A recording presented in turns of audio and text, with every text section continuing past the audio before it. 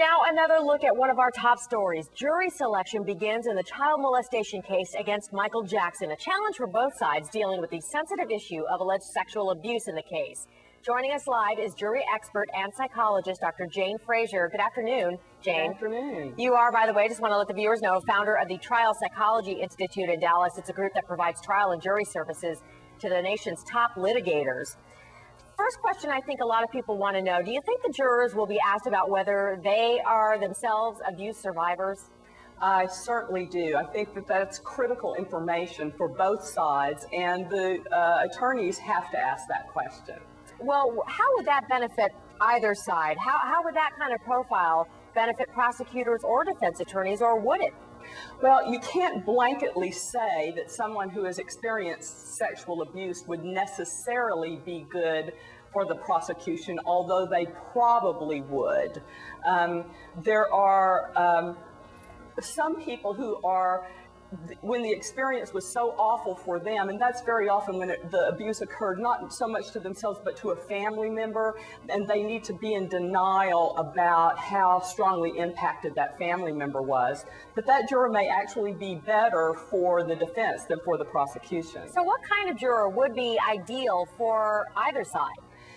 If I were on the picking juries for the prosecution, I would look for conservative, traditional jurors, people with children, probably older jurors, but really the main thing would be to find people who are not swayed by Michael Jackson's fame, not all the glitz and the flash.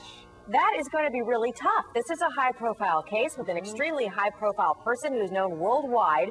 Right. That has certainly got to come to mind of the prosecution and the defense on how that kind of stress is going to affect some of the jurors.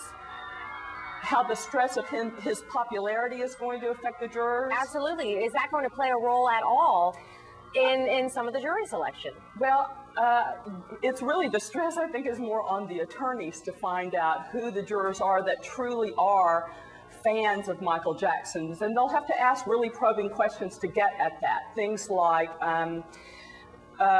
do you have any of his albums or CDs or DVDs? And really going even a little further, if they could identify a song on the radio.